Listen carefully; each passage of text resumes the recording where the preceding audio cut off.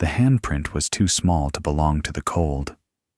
It was a perfect, 5-fingered smear on the inside of the fogged-up rear window of a 2004 Toyota Camry, silver, with a dent in the passenger side door the size of a fist.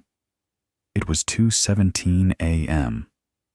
The temperature was 28 degrees Fahrenheit and falling. Frank Grizz Kowalski knew this because the digital display on his Harley-Davidson Road Glide glowed with the information, a stark, angry red against the polished chrome. He weighed 297 pounds, stood 6'3", and the leather cut stitched with the emblem of the Iron Sentinels Motorcycle Club was stretched tight across a chest as broad as a small car's hood. He had seen a lot of things at rest stops along I-80 in his 54 years. This was a first. He had pulled in for coffee. The 24-hour vending machine area was a concrete box buzzing with the sound of dying fluorescent lights, but something about the Camry, parked at the far end of the lot, away from the feeble glow, had snagged his attention. It wasn't just the isolation. It was the stillness, the way the frost had crept up all the windows, painting them opaque, except for that one small patch where a child's palm had been pressed, a desperate signal of life inside a frozen tomb. For exactly 12 seconds, he did nothing. He just sat there, the engine's heat a fading memory against his legs, the rumble now a phantom vibration in his bones. He thought of another car, another cold night, a promise he had failed to keep 19 years, 4 months, and 6 days ago. The numbers were always there, precise and sharp. He swung a leg, heavy as a bridge timber, over the bike. His boots crunched on the salt-strewn asphalt. Each step was a conscious decision. The air smelled of diesel fumes and the clean, sharp scent of impending snow.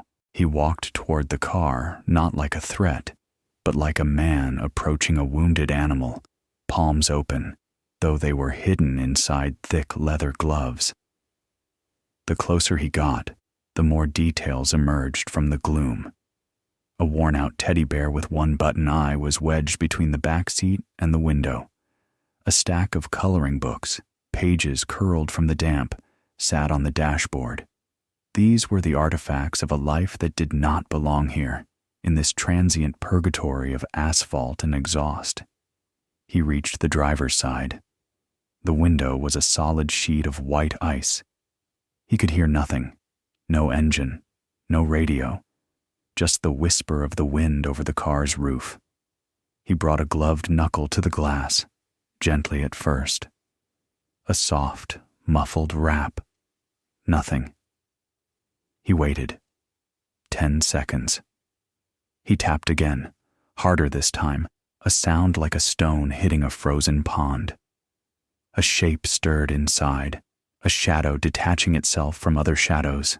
The frost on the driver's window fractured as it was scraped away from within. An eye appeared in the small, clear circle, wide, terrified. It belonged to a woman. He could see the pale oval of her face, the dark slash of her mouth, drawn tight with a fear so profound it seemed to generate its own gravity. She was young, maybe 30, maybe 100. It was impossible to tell. He held up his hands, a universal sign of peace that felt absurd coming from a man of his size and appearance. He leaned closer to the glass, his breath a plume of white vapor. He spoke, his voice a low rumble, meant to soothe, not startle. "I'm not going to hurt you. It's too cold out here." The eye just stared. He saw it dart to the back seat, then back to him. A protector. He understood. He saw another movement in the back. The small handprint, the reason he was here, was wiped away from the inside and replaced by a small face. A boy's face, no older than 7, his eyes wide with a child's unfiltered curiosity, not yet curdled into adult fear. The boy looked at Grizz, at the beard that covered half his face, at the skull emblem on his jacket, and then he smiled. A tiny, hesitant, toothy smile. And in that moment, the entire world shifted on its axis. The cold, the hour, the danger. It all receded, replaced by the simple, undeniable truth of a child smiling in a freezing car. The woman saw the smile. He watched her shoulders slump a fraction of an inch, the surrender of a soldier who has fought for too long. The click of the door lock disengaging was the loudest sound Grizz had ever heard. It was louder than 1,000 motorcycles starting at once. It was the sound of trust, offered up in the most desperate of circumstances. The door creaked open a few inches. "We have nowhere to go," she whispered, her voice a dry rasp, broken by the cold. "He took everything. We left with nothing." Grizz looked from her hollowed-out face to the boy in the back, and then to a smaller lump of blankets next to him, a lump that he now realized was another child, a little girl fast asleep. Nothing. They had left with nothing. He made a promise then, not to her, but to himself, to the memory that haunted these cold, dark hours. Not this time. This time would be different. He looked back at the woman, his own eyes, which most people found intimidating, softening with a resolve she couldn't possibly understand. "Yes, you do," he said, the words forming their own clouds in the frigid air. "You have a place to go now." 5 months later, in the kitchen of a small 2-bedroom house on a quiet street named Elm, the sunlight streamed through a window that was perfectly clean. A 7-year-old boy named Leo sat at a wooden table, carefully coloring in a picture of a motorcycle. It wasn't a Harley. It was a custom chopper, one he had designed himself, with flames coming off the back wheel and a sidecar for his little sister Maya. On the refrigerator, held up by a magnet shaped like a roaring bear, was a photograph. It showed a woman, her face no longer hollow but full of light, standing with her 2 children. Next to them stood a mountain of a man in a leather vest, a man who was not smiling with his mouth, but whose eyes were so full of warmth they seemed to lit up the entire picture. A small toy motorcycle, a perfect replica of a Harley-Davidson Road Glide, sat on the polished wood floor, a silent testament to a journey that had begun with a handprint on a frozen window. The journey from nothing to everything. The motel room smelled of stale cigarettes and industrial-strength cleaner, a chemical perfume that failed to mask years of transient despair. But it was warm. The heater in the wall unit, a rattling beige metal box, churned out waves of dry, glorious heat that felt like a physical presence in the room. For Sarah, the warmth was so overwhelming it was almost painful. It seeped into her bones, chasing out a chill that felt weeks, not hours, deep. She sat on the edge of one of the 2 double beds, the one farther from the door, watching her children. Leo, the 7-year-old, was on the floor, cross-legged, devouring a slice of pizza as if he hadn't eaten in days. Which, Sarah realized with a fresh stab of shame, wasn't far from the truth.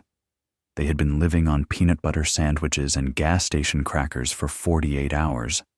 Maya, who was 4, was curled up on the other bed, already fast asleep, a half-eaten bag of potato chips clutched in her small hand. She had eaten 2 bites of pizza before the exhaustion and the sudden safety had overwhelmed her.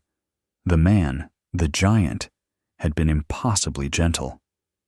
His name was Frank, he'd said. Just Frank. He had used his credit card to pay for 2 nights at the Super 8, right at the front desk, not flinching at the clerk's suspicious gaze. He'd told the clerk they were family, his niece and her kids. Their car had broken down. A simple, effective lie.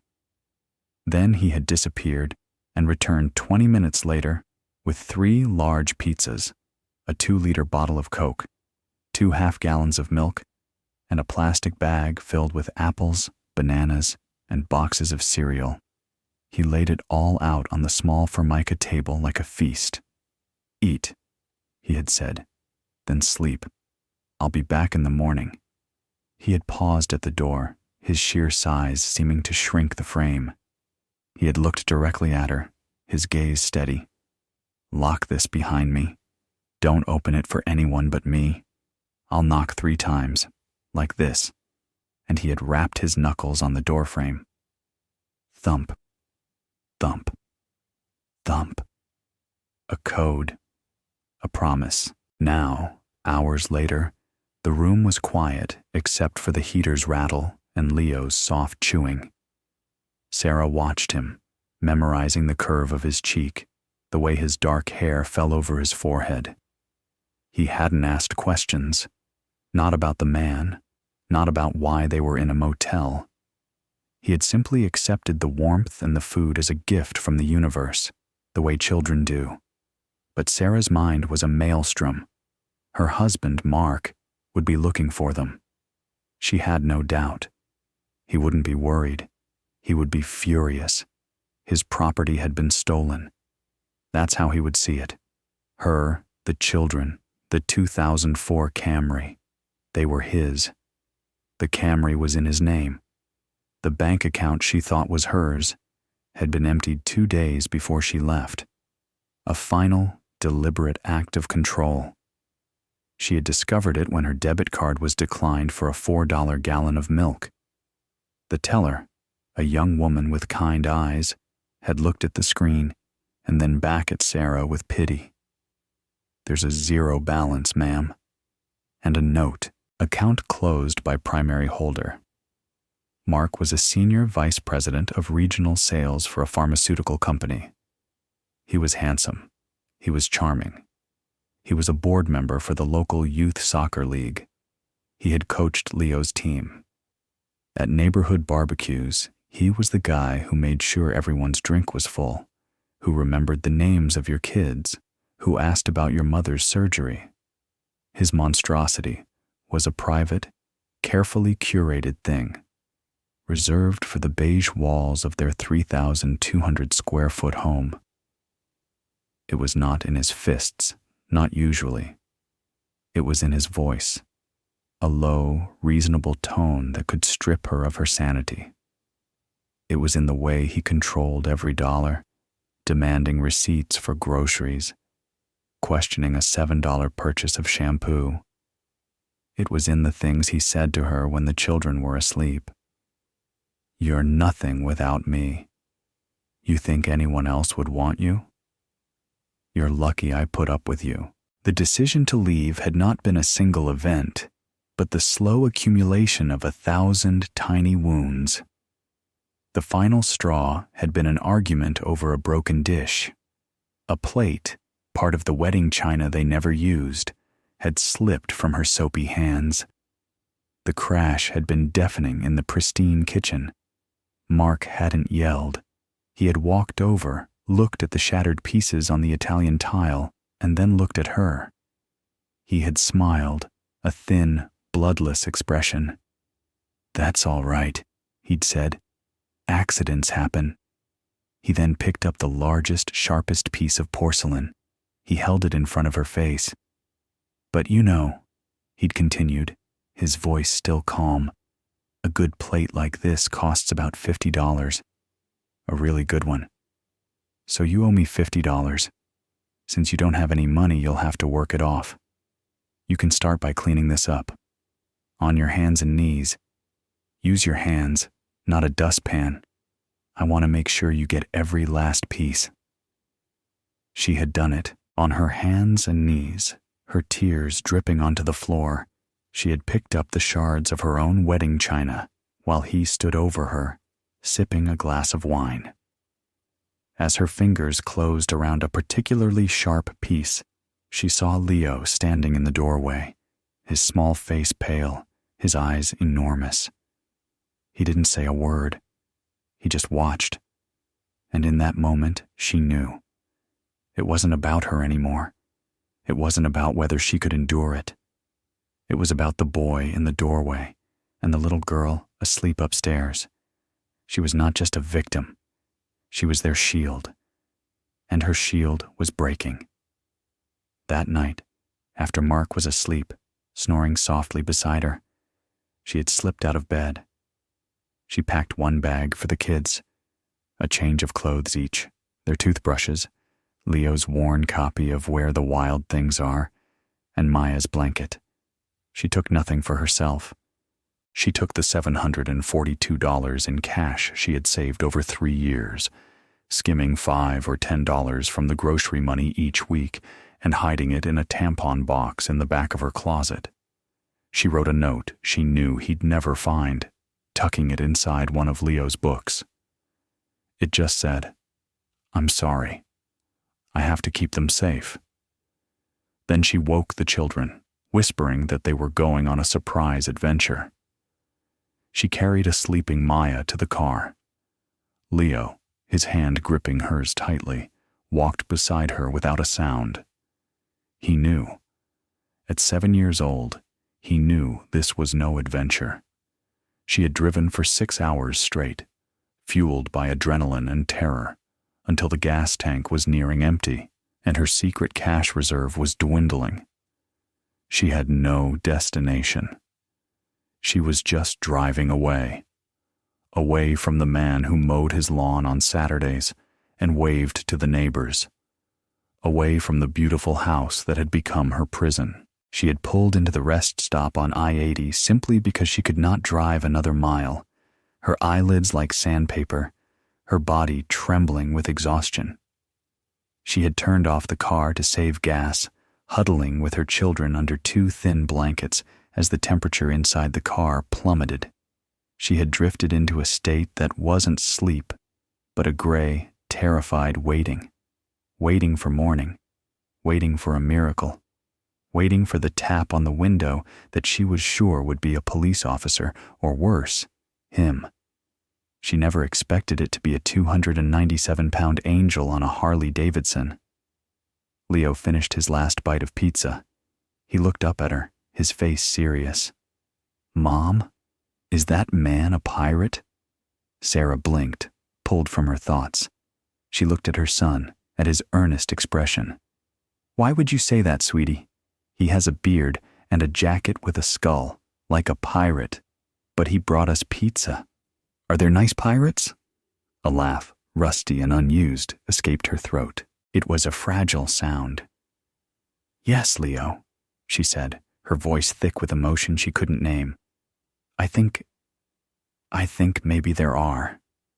She pulled him into a hug, burying her face in his hair, inhaling the scent of him, the pure, uncomplicated goodness. For the first time in a very long time, a tiny, fragile seed of hope began to push its way through the frozen soil of her despair. Maybe, just maybe, they had found a place to be safe, at least for tonight.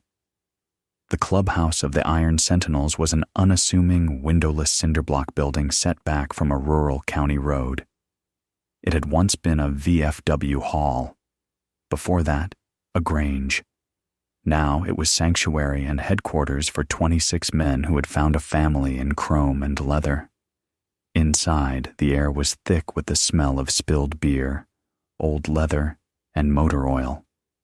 The walls were covered in photographs, plaques, and the captured colors of rival clubs from long-settled disputes. It was a museum of a very specific kind of life. At 9 a.m., the place was usually empty, save for maybe 1 or 2 members nursing hangovers or working on a bike in the attached garage. But this morning, Grizz had called a church meeting. Attendance was mandatory. By 9:15, 18 men were gathered around the long, heavy oak table that served as the room's centerpiece. They were a collection of tradesmen, carpenters, electricians, mechanics, 2 plumbers, and even a retired accountant who went by the name Numbers. They were mostly veterans, Vietnam, Desert Storm, Afghanistan, men who understood chain of command and the importance of a mission. Grizz stood at the head of the table. He hadn't slept, His eyes were bloodshot, but his voice was steady as he told them what he had found at the rest stop. He didn't embellish. He just gave them the facts, the way a scout would deliver a report from the field.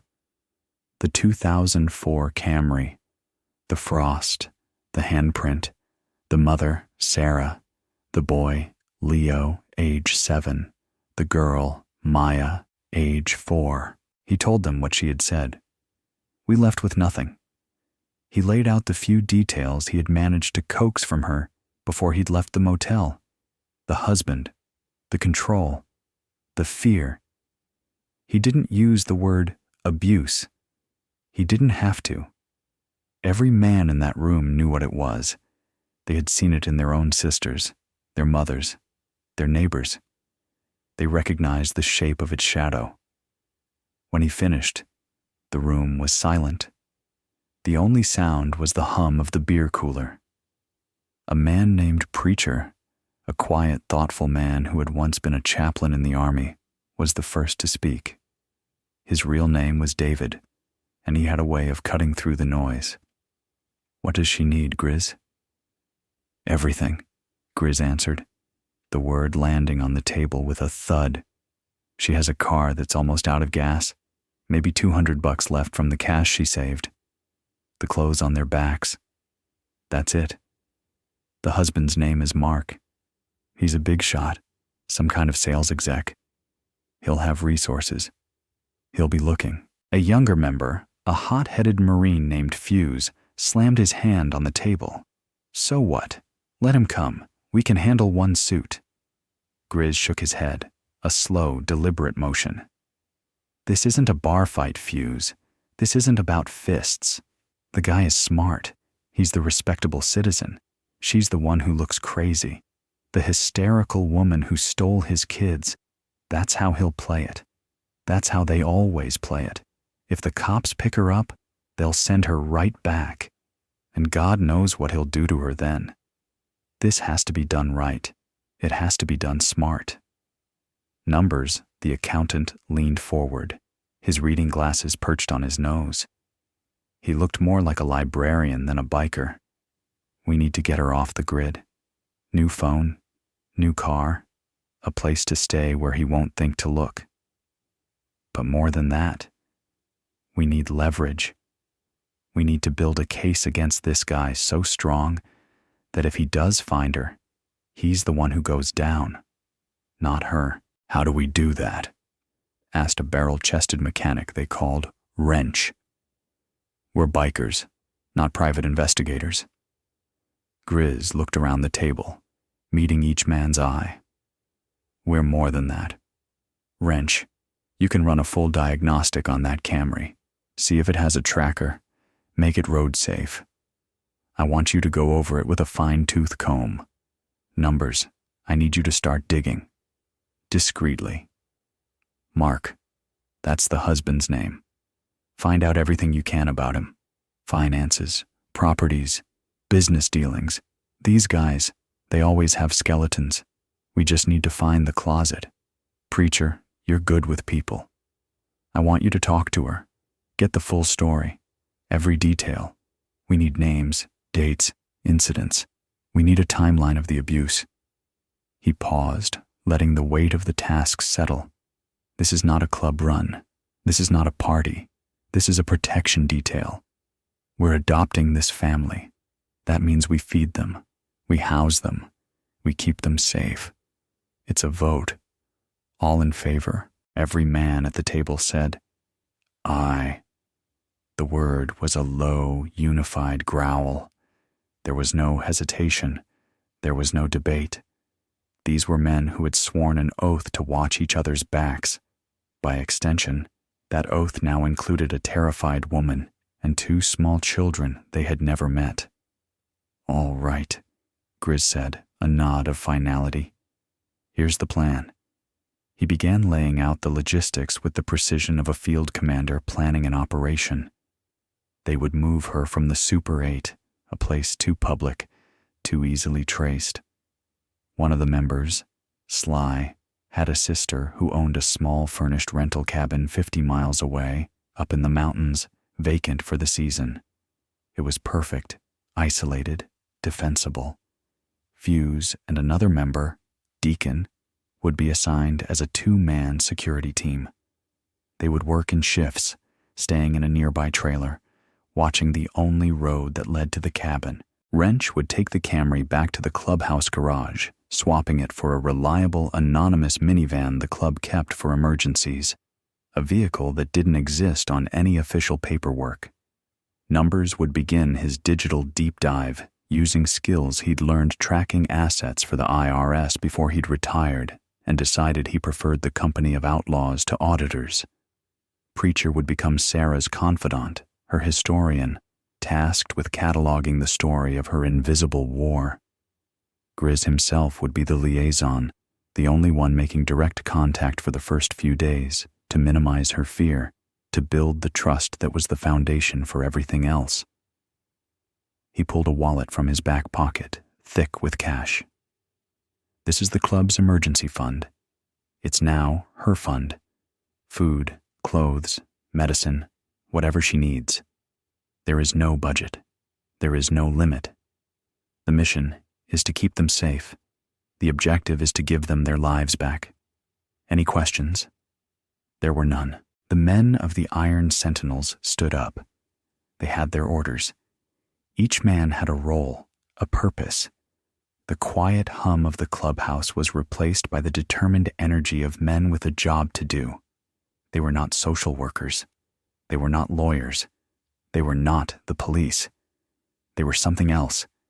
They were a system of their own making, built on loyalty and a shared, unspoken understanding that some lines, once crossed, required a response. The line had been crossed, and the Iron Sentinels were about to respond. As Grizz walked out into the morning light, he felt the weight of his 19-year-old failure begin to lift, ever so slightly. This was a chance to balance the scales. He got on his bike and aimed it toward the Super 8, the 3-thump knock already echoing in his mind. The first police officer she had spoken to was named Officer Miller. He was young, with a fresh, earnest face that she had initially mistaken for kindness. She had gone to the precinct 3 months before she fled, after an incident where Mark had accidentally slammed her hand in a kitchen drawer, fracturing 2 of her knuckles. He had apologized so profusely, had driven her to the urgent care himself, telling the doctor she had slipped and fallen against the counter. He held her other hand the entire time, the picture of a concerned husband. 2 days later, the swelling down, but the deep, purple bruising a stark reminder. She had sat in the sterile, uncomfortable chair across from Officer Miller. She told him what had happened. She told him about the money, the constant surveillance of her phone and email, the way he spoke to her. Officer Miller had listened, nodding, taking a few notes on a standard form. When she was finished, he had leaned back in his chair.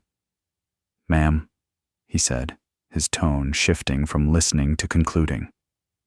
"I understand you're upset, but a domestic dispute, a verbal argument, it's a he said, she said situation. You say he slammed your hand in the drawer. Your husband told the doctor you fell. Do you have any proof? Any witnesses?" Proof? The proof was the throbbing pain in her hand, the X-ray showing 2 hairline fractures. The proof was the terror that lived in her stomach like a cold stone. But she knew what he meant. He meant a video. He meant a bloody lip. He meant a neighbor who had heard a scream. Mark was too smart for that. His violence was quiet, meticulous, and always plausibly deniable. "So you're saying you can't do anything?" she had asked, her voice small. "What I'm saying, ma'am, is that without more evidence, my hands are tied. We can file a report, which will be kept on record. But honestly, my advice is to go home. Maybe try marriage counseling. Mr. Henderson is a respected member of this community. I'm sure you two can work this out." He had smiled then, a dismissive, placating smile that told her she was wasting his time. He was a busy man. He had real criminals to catch. She was just a hysterical housewife. The system had failed her. That was the first time. It would not be the last.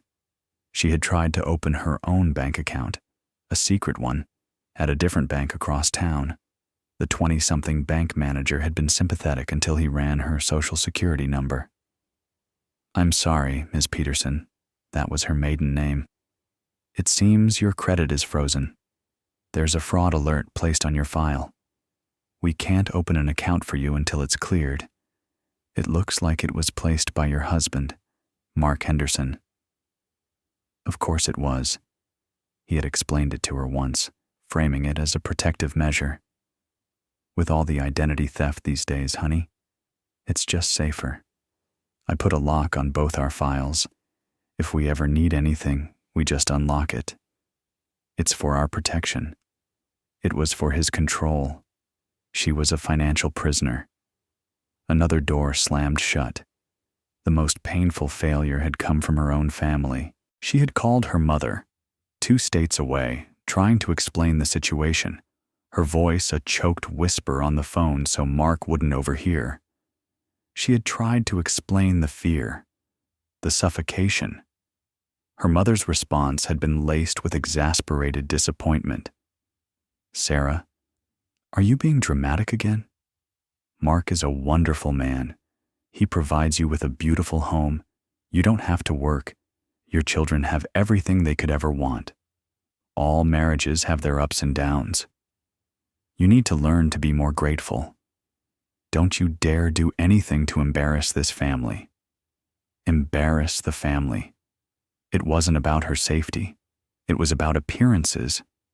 It was about protecting the carefully constructed image of success. Mark had charmed them all, just as he had charmed everyone else. He sent her mother expensive bouquets on her birthday. He called her father to talk about sports. He was the perfect son-in-law. Her own mother did not believe her. That was when she knew she was truly, utterly alone. The world saw the mask, and the world had fallen in love with it. No one wanted to see the monster underneath. There was one person who had seen something, though she didn't know what it was. Clara Jenkins was the head librarian at the Oak Valley Public Library. She was 61 years old, with silver hair pulled into a neat bun and eyes that saw more than most people gave her credit for. She had known Sarah and the children for years. They were regulars at the Tuesday morning story time. Sarah had always been bright, engaged, asking Clara for recommendations, talking about the books Leo was starting to read on his own. But over the last year, Clara had noticed a change, a dimming. Sarah became quieter, her shoulders more slumped. She stopped making eye contact. She started checking out fewer and fewer books, and once, Clara saw her quickly put back a picture book when she saw its price tag at a library book sale, as if even $1 was too much to spend. The children changed too. Leo, once a boisterous, happy boy, became watchful and subdued. Maya, who used to babble and toddle around the children's section, began to cling to her mother's leg, her thumb permanently in her mouth. Clara had tried to reach out in her own quiet way. "Is everything all right, dear? You seem tired." Sarah had just given a brittle smile and a nod. "Just busy with the kids. You know how it is." Clara knew it was more than that. She had seen that specific brand of haunted exhaustion in other women's eyes over her 30 years at the library. It was the look of someone walking on eggshells. But what could she do? She was a librarian. She could offer books and a quiet place to read. She had no power to intervene in the complex hidden machinery of a family's life. So, she had watched. She had worried. And she had put a book on hold for Sarah, a new novel by her favorite author, hoping it might be a small anchor in whatever storm she was weathering. But Sarah never came to pick it up. A week passed, then 2. The book sat on the hold shelf with her name on it. Then, one day, the kids stopped coming to story time altogether. Clara felt a prickle of unease that she couldn't shake. It felt like an erasure.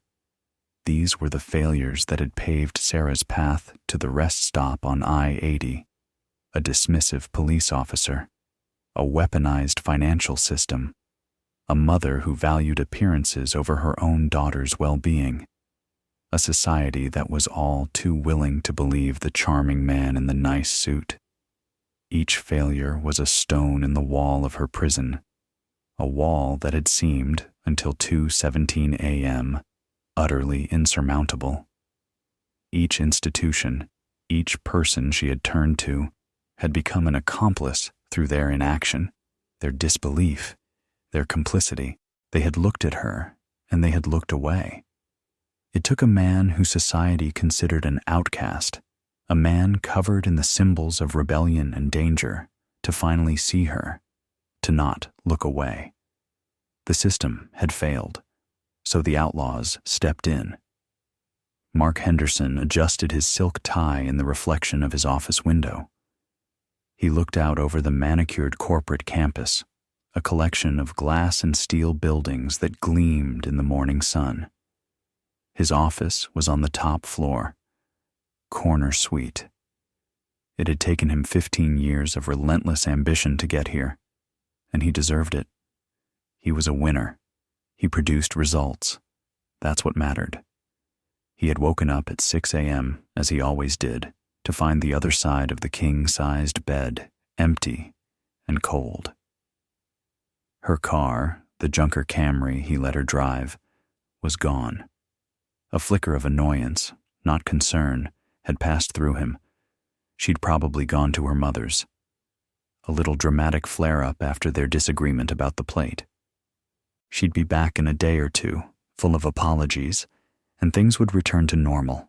Control would be reestablished. But then he had noticed the children's beds were also empty. Their school backpacks were still in the mudroom. That was a miscalculation on her part, a serious one. Taking the children was not just dramatic. It was a violation of the rules. It was theft. He felt a cold, clean anger settle in his chest, not the hot, messy rage of a lesser man. His was a controlled burn. It was the anger of a CEO whose subordinates had staged a foolish, ill-advised mutiny. It was an inconvenience, a problem to be managed. He spent the first hour methodically covering his bases. He called her mother. He put on his concerned husband voice, a tone he had perfected over the years. It was a rich, textured blend of worry, confusion, and deep, abiding love. No, I don't know where she went. We had a small tiff last night, nothing serious, but she seemed a little emotional. I'm just so worried, Carol, especially with the kids. Have you heard from her? Her mother, as predicted, was a puddle of sympathetic support. Oh, Mark, I'm so sorry. She can be so dramatic. I told her not to do anything foolish. I'll call you the second I hear anything. Don't you worry. Phase 1 complete. He had reinforced the narrative. Sarah is emotional, unstable. He is the stable, worried husband. Next, he called the police. He spoke to a Sergeant Davies, a man he had met at a Police Athletic League fundraiser. He used the man's first name. Jim. It's Mark Henderson. Listen, I have a terrible situation here. My wife, Sarah, she's been going through a bit of a depression lately. We've been trying to get her help. Last night, she just took off with our kids, Leo and Maya. I'm scared she might hurt herself, or them. She's not in her right mind. He let that hang in the air, the suggestion of mental instability, the hint of danger to the children. This was the masterstroke. He wasn't just a husband looking for his wife. He was a father protecting his children from their unstable mother. It turned her from a victim into a potential perpetrator. Sergeant Davies was immediately engaged. Okay, Mark, don't panic. We'll put out a bolo, a be on the lookout, for her and the vehicle. What kind of car is she driving? He gave him the description of the silver Camry, the license plate number he knew by heart. He made sure to mention the dent in the passenger door. A memorable detail. He was building a cage of official procedure around her. Every police car in a 500-mile radius would now be looking for a mentally unstable woman who had abducted her children. They wouldn't see a mother fleeing. They would see a suspect. Finally, he went to his computer. He was a man who understood data. He logged into the account for the family cell phone plan. He had insisted on it.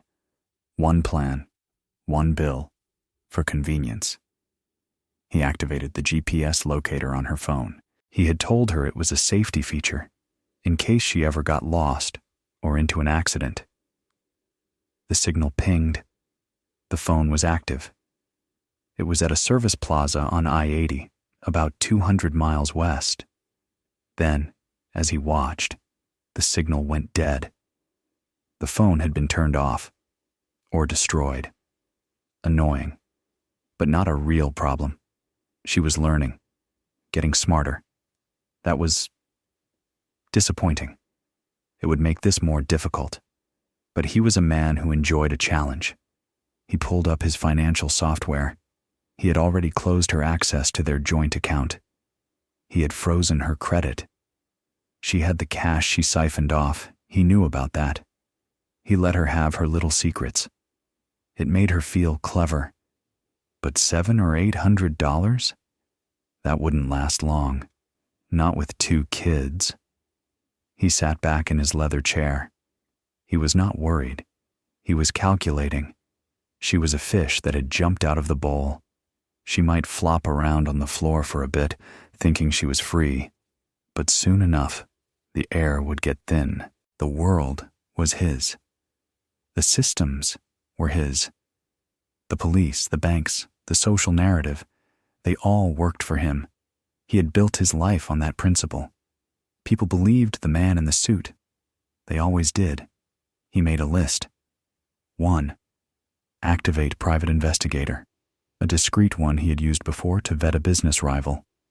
2. Alert his lawyer. Frame it as a prelude to a custody battle. Emphasize Sarah's instability. 3. Prepare a public face. He would take the day off work. He needed to be seen being worried. He would call the school and report the children absent, his voice cracking with emotion. He would call a few neighbors, ask if they had seen anything. He was an artist, and his medium was perception. He was painting a masterpiece of deception, and Sarah was just a figure in the background, a tragic, misguided woman he was desperate to save. He felt a surge of something that felt like power, but was closer to contempt. She thought she could leave him? She thought she could take his children? She had no idea who she was dealing with. She had left with nothing. He had everything. This was just a game, and Mark Henderson never, ever lost. He picked up his phone and dialed his investigator. "Yes," he said, his voice calm and authoritative. "I have a small matter to attend to. A retrieval." The cabin was tucked into a fold of the Allegheny Mountains, a small, dark shape against a backdrop of pine and hemlock. The only way in was a 3-mile stretch of winding gravel road that was barely wide enough for one car. It was a perfect fortress. Sly's sister, a doctor who lived in Philadelphia, used it for weekend escapes, but it sat empty from November to April. When Grizz pulled up in the anonymous gray minivan, with Sarah in the passenger seat and the kids asleep in the back, the cabin was already alive. Fuse and Deacon had arrived an hour earlier. A fire was crackling in the stone fireplace, casting a warm, dancing light across the rustic living room. The pantry, which had been empty, was now stocked. Another member, a man named Roadkill, who ran a small grocery, had delivered 3 boxes of supplies: cereal, milk, bread, pasta, canned soup, fresh fruit. and on the counter, 2 new coloring books and a fresh box of 64 crayons. Sarah stepped out of the van and just stood there, staring at the smoke curling from the chimney. She looked at the stocked pantry, the roaring fire. She looked at Fuse, a man with a tattoo of a coiled snake crawling up his neck, as he carried her sleeping daughter Maya inside and gently placed her on a couch, covering her with a thick wool blanket. She watched Deacon, a man whose arms were a tapestry of ink, show Leo how to properly stack kindling by the hearth. "This is," she started, but the words wouldn't form. It was too much. The kindness was too vast, too unconditional. It didn't make sense in the world she had been living in. "It's a safe house," Grizz said, his voice soft. "No one knows this place exists. You're ghosts for now, him and the kids." "For how long?" she whispered. "For as long as it takes," he answered. That was the promise. Simple. Absolute. Over the next few days, a new routine began to form, a rhythm of healing and preparation. The Iron Sentinels moved with a quiet, coordinated efficiency. Wrench took the Camry apart in the clubhouse garage.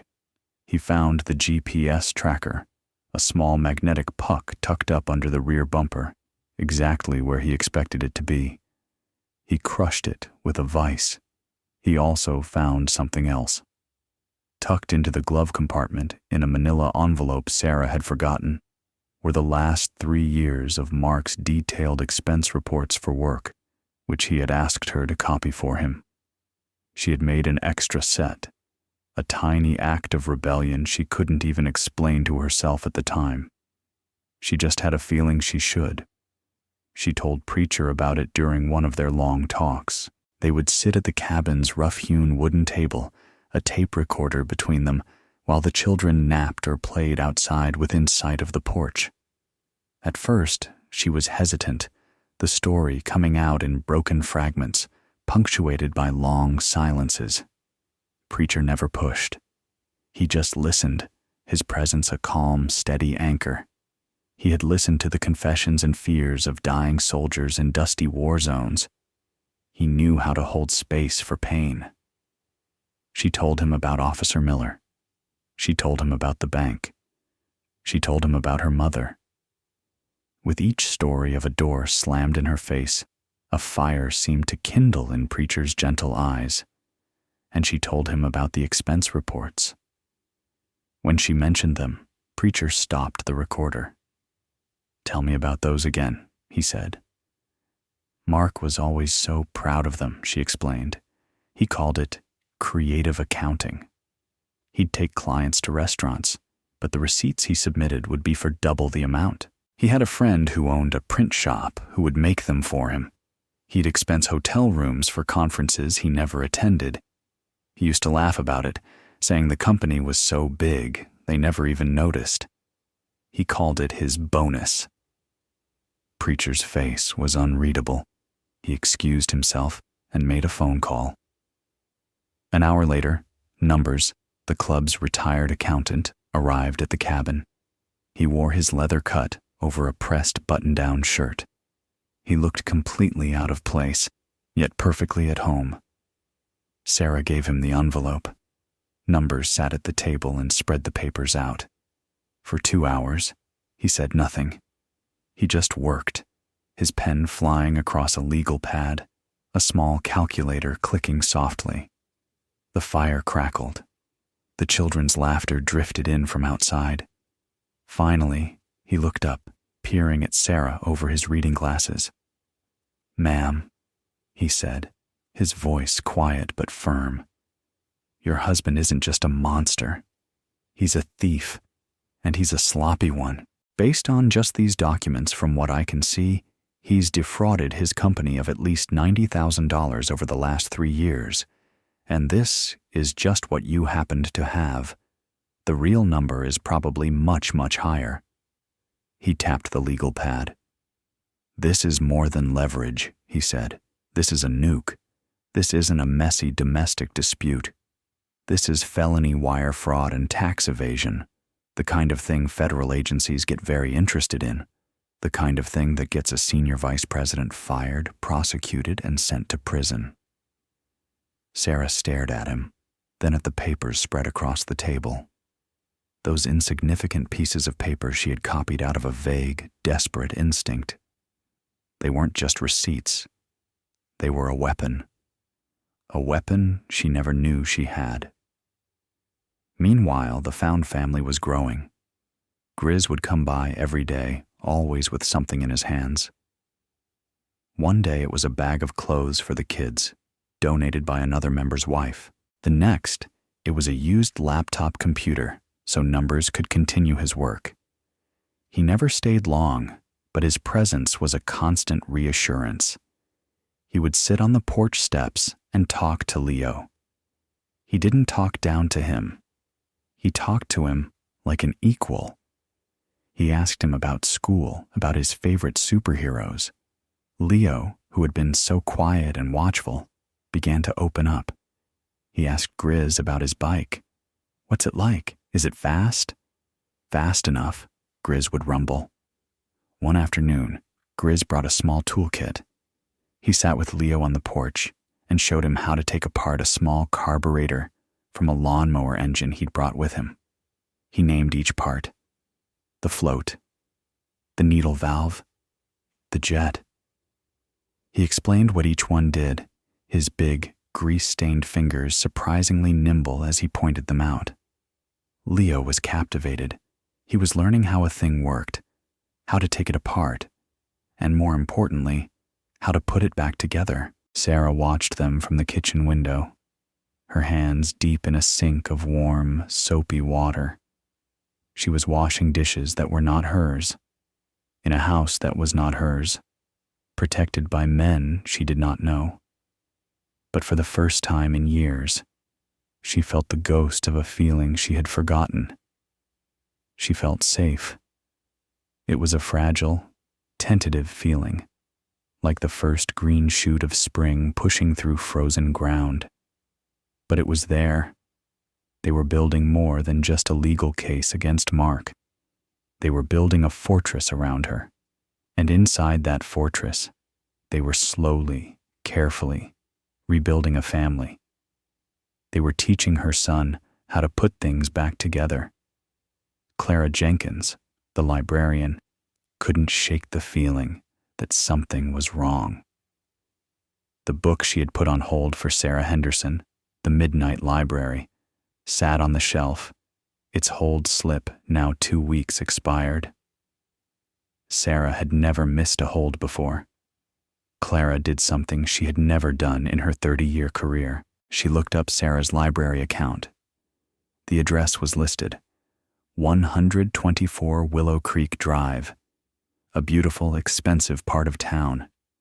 She also saw the husband's name listed on the family account, Mark Henderson. The name was familiar.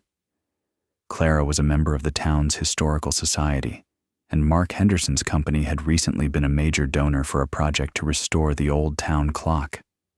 His picture had been in the local paper, shaking hands with the mayor. He was a pillar of the community, a benefactor. It didn't fit with the haunted look in his wife's eyes. One afternoon, a man came into the library. He was large, dressed in denim and worn leather, with a graying beard and kind eyes. He didn't look like her usual patrons. He wasn't looking for books. He was tacking a flyer to the community bulletin board. Clara walked over after he left. The flyer was simple, printed in black and white. It showed a picture of a smiling woman with 2 young children. It was Sarah, and Leo, and Maya. Below the picture, the text read, "The community is rallying to support a local family in need. We are collecting donations of furniture, household goods, and children's clothing to help a single mother and her 2 children start a new life. No donation is too small. For drop-off locations, please contact this number." Clara's heart began to beat faster. A single mother, start a new life. She tore the small tab with the phone number off the bottom of the flyer. She knew, with a certainty that settled deep in her bones, that this was about Sarah, the quiet desperation she had seen, the sudden disappearance. It all clicked into place. The pillar of the community, the man in the newspaper. He was the reason. She went back to her desk, her mind racing. What could she do? She was just a librarian, but she was a librarian who knew how to find information. It was her superpower. She thought about Mark Henderson, the Historical Society, the donation. She remembered something from one of the planning meetings. The society's treasurer had been fawning over Mr. Henderson's generosity. He had mentioned something specific. He said Mr. Henderson had been so helpful. He had even given them access to his company's corporate apartment in the city for a visiting archivist to use, free of charge. A small detail, an insignificant bit of chatter. But it was something.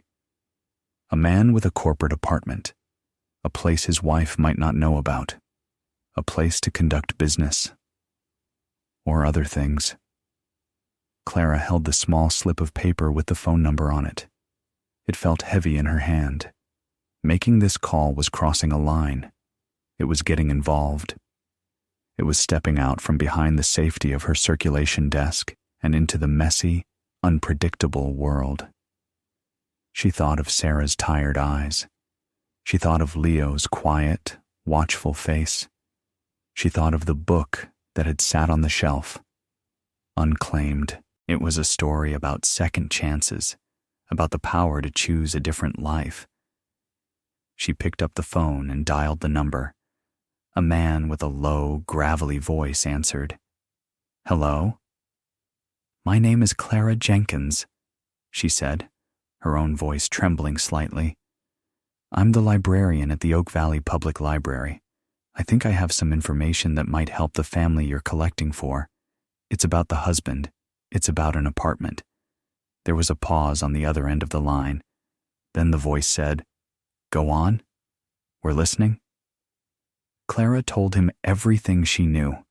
The name of Mark's company, the vague details about the corporate apartment, the context of the Historical Society meeting.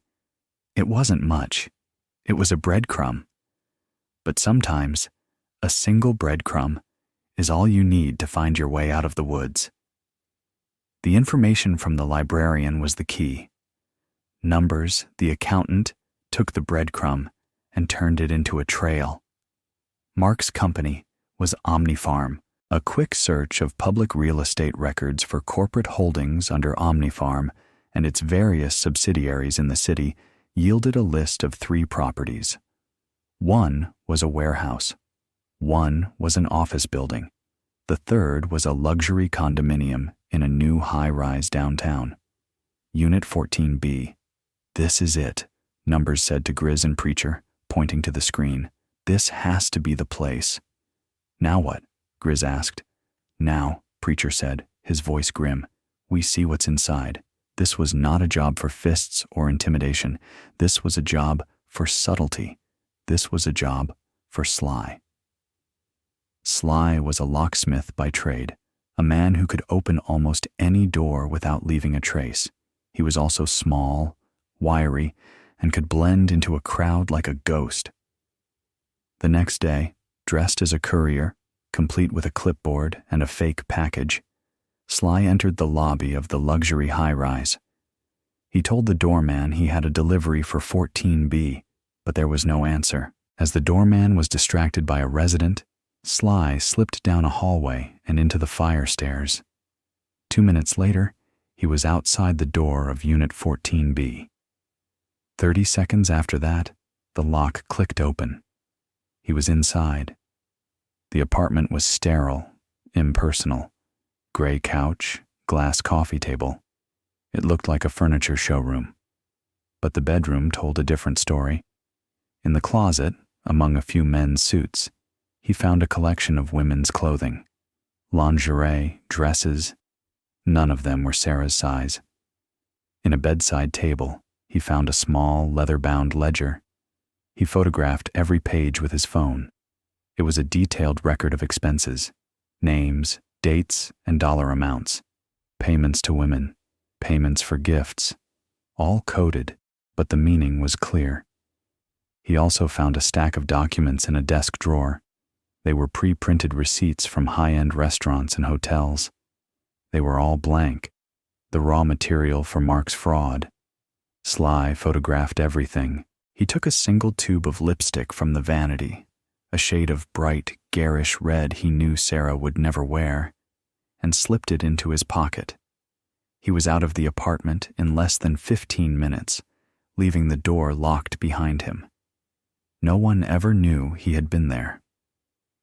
That evening, at the clubhouse, Grizz, Preacher, and Numbers laid out their arsenal on the big oak table. 1. The evidence of financial fraud from Sarah's envelope. $90,000 confirmed. 2. The photographs from the corporate apartment. Evidence of infidelity and the blank receipts, the tools of his trade. 3. The lipstick. A small tangible piece of his secret life. 4. Preacher's detailed, written timeline of Sarah's abuse. A multi-page document chronicling years of psychological torment and control, corroborated by the bank's rejection and the police report Officer Miller had filed and dismissed. 5. A full financial workup by Numbers, showing how Mark had systematically stripped Sarah of all assets, freezing her credit and draining their accounts. "This is our checkmate," Numbers said, tapping the pile of papers. "He can't run from this. If we go to his company with the fraud evidence, he's fired and prosecuted. If we go to the IRS, he's facing prison time.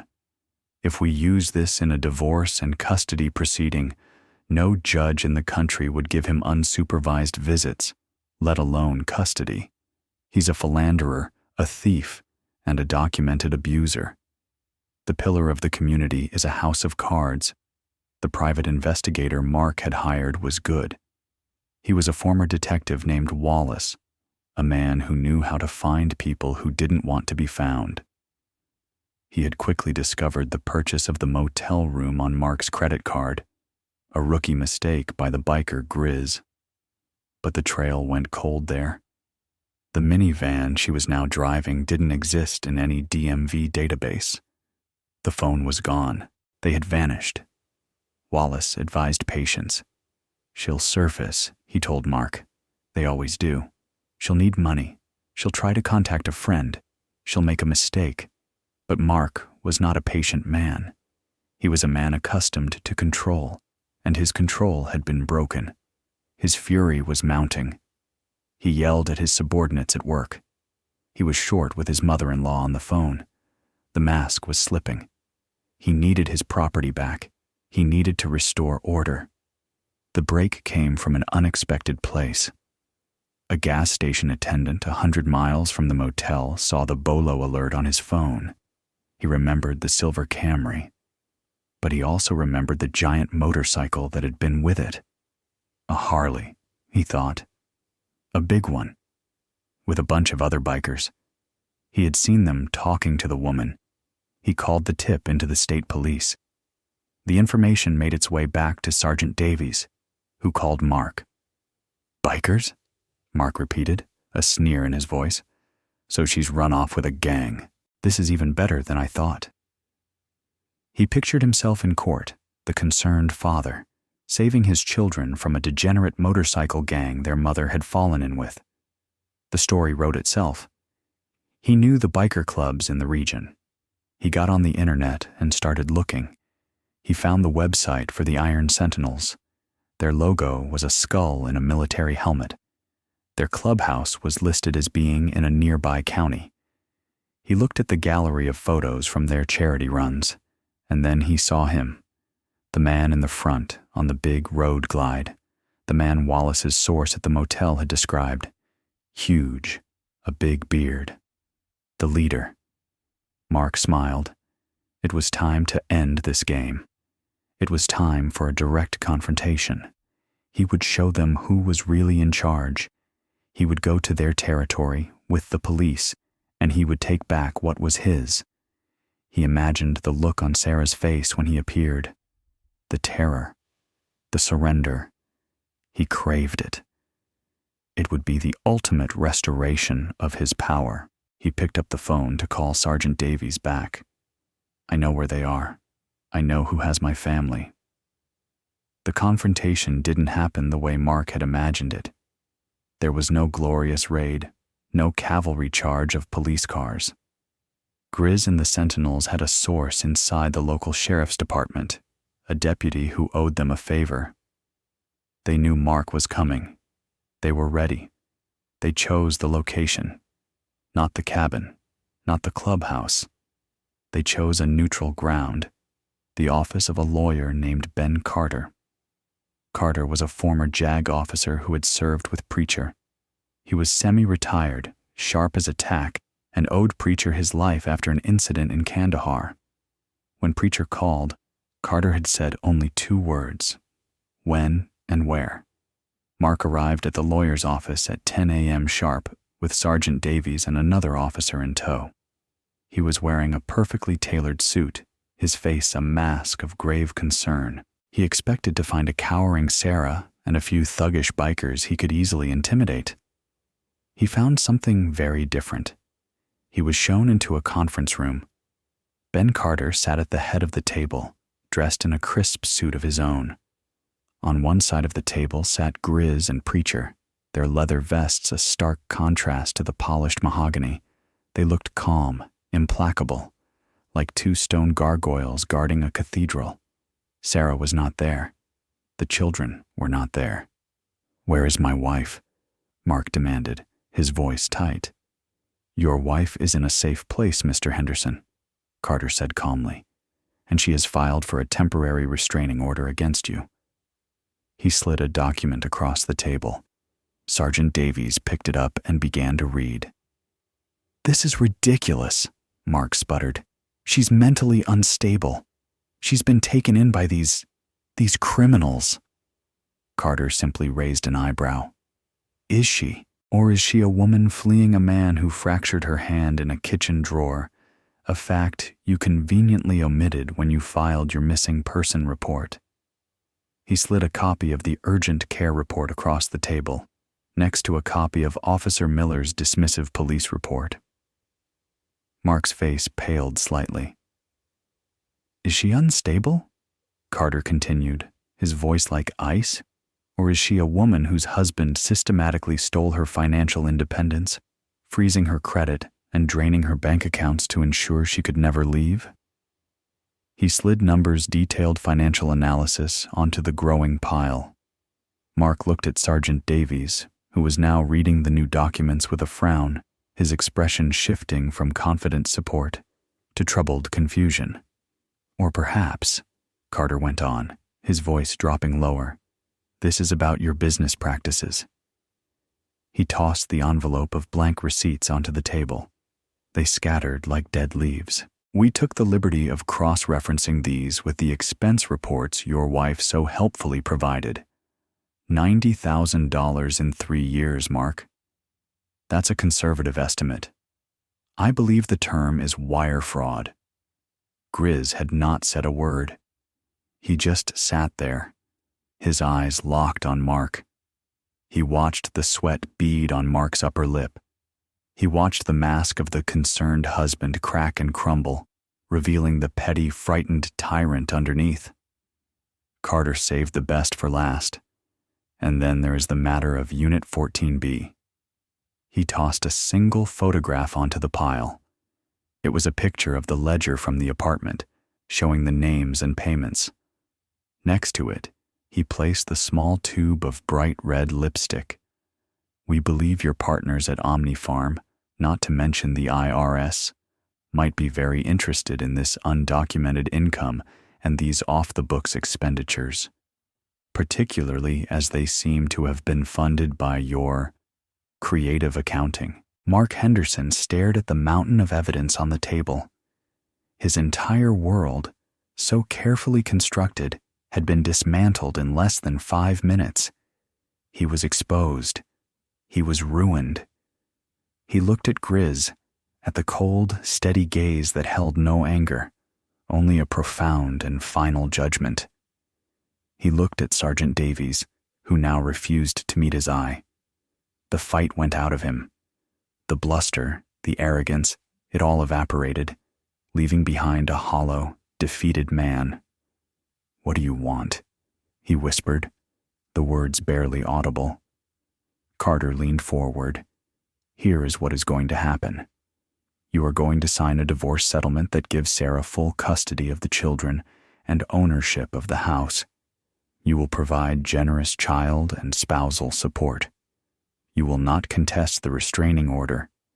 You will never, under any circumstances, attempt to contact her or the children again.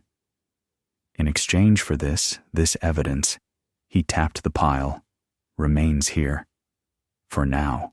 But if you violate any of the terms, a copy of this entire file goes to the board of directors at Omnifarm, the district attorney, and the Internal Revenue Service. Do you understand?" Mark nodded, his head bowed. He understood. He had been so sure of his own power, of the system he knew how to manipulate. He had never imagined a different kind of system, a different kind of power. The power of a group of men who kept their promises, the power of a librarian who paid attention, the power of a woman who had finally found the strength to say, "No more." Grizz and Preacher stood up. They had done their job. They turned and walked out of the room without a backward glance. As they left, Grizz heard Sergeant Davies speaking to Mark, his voice cold and official. "Mr. Henderson, I'm going to need you to come down to the station. We need to amend your original report. It seems you left out a few key details." The house was small, a forgotten 2-bedroom cottage at the end of a dead-end street. It had been foreclosed on years ago, and the bank had let it fall into ruin. The paint was peeling, the porch was sagging, and the yard was a jungle of weeds. The club bought it at a county auction for $11,000. It was a wreck. It was a shell. It was perfect. It was a project. For the next 3 months, the Iron Sentinels rebuilt it. They were not just bikers anymore. They were carpenters, plumbers, electricians, painters. On weekends, the property swarmed with them. Wrench and his crew rewired the entire house, ensuring it was safe. The 2 plumber brothers, nicknamed Mario and Luigi, installed all new pipes and fixtures, donating a water heater from their own stock. A member who owned a roofing company put on a new roof in a single Saturday. Grizz was there every day. He was the foreman, the general contractor of this resurrection. He wasn't just rebuilding a house. He was building a home. He was making good on a promise made 19 years ago to another woman, another child. He was building the home he had never been able to provide for them. Every nail he hammered was an act of penance and redemption. Sarah was there too. At first, she just watched, bringing them coffee and sandwiches, overwhelmed by the sheer scale of their generosity. But then, one afternoon, Preacher handed her a paint roller. "Pick a color for the boys' room," he said. "It's your house." Her house. The words were alien. She had never had anything that was truly hers. She chose a bright, cheerful blue, the color of a summer sky, and she began to paint. As she rolled the color onto the bare drywall, something inside her began to shift. She wasn't a victim being rescued. She was a participant in her own life. She was rebuilding alongside them. They taught her. Deacon, the quiet one, showed her how to spackle and sand. Numbers, the accountant, sat down with her and helped her create a budget, open her own bank account, this time successfully, and understand the divorce settlement Carter had forced Mark to sign. Grizz taught her how to check the oil in the minivan and change a flat tire. These were not just practical skills. They were acts of empowerment. They were giving her back the independence Mark had stolen. The children blossomed. In the safety of this new world, surrounded by a pack of gruff, gentle giants, they began to heal. Maya, who had been so silent, started to talk again, her laughter echoing through the noisy construction site. Leo became Grizz's official apprentice. He had his own small tool belt, a gift from Wrench. He would follow Grizz around, handing him screws, holding the end of a measuring tape. He learned the names of tools, the feel of wood, the satisfaction of building something with his own hands. He was learning how to be strong and gentle at the same time, the way these men were. One day, Sarah found Leo sitting on the newly finished porch steps with Grizz. Grizz was showing him a picture in his wallet. It was faded, worn at the edges. It was a picture of a young woman with a baby. "That was my daughter Lily," Grizz was saying, his voice a low rumble. "And that's her mom, my wife, Caroline. They died. A car accident. A long time ago." Leo was quiet for a moment. Then he reached out his small hand and placed it on Grizz's massive arm. "I'm sorry, Frank," he said. He had started calling him Frank, not Grizz. Grizz looked down at the small hand on his arm. He put his own hand over it, covering it completely. "Me too, kid," he said, his voice thick. "Me too." Sarah backed away from the doorway, her heart aching with a sorrow and a gratitude so immense it felt like it would break her open. She finally understood. This wasn't just about her. This wasn't just charity. They were healing her, yes. But she and her children, in some way she couldn't fully comprehend, were healing them too. They were a broken family, and they had been found by a family of broken men. And together, in the shell of this forgotten house, they were all becoming whole again. The day they moved in, the entire club was there. The house was transformed, the floors were polished, the walls were painted, and the kitchen was filled with the smell of a pot roast. Preacher had been slow cooking all day. The house wasn't just repaired, it was filled. Other members had brought furniture from the donation drive Clara's flyer had inspired. A couch, a dining table, 2 small beds for the children's rooms. Grizz walked Sarah through the front door.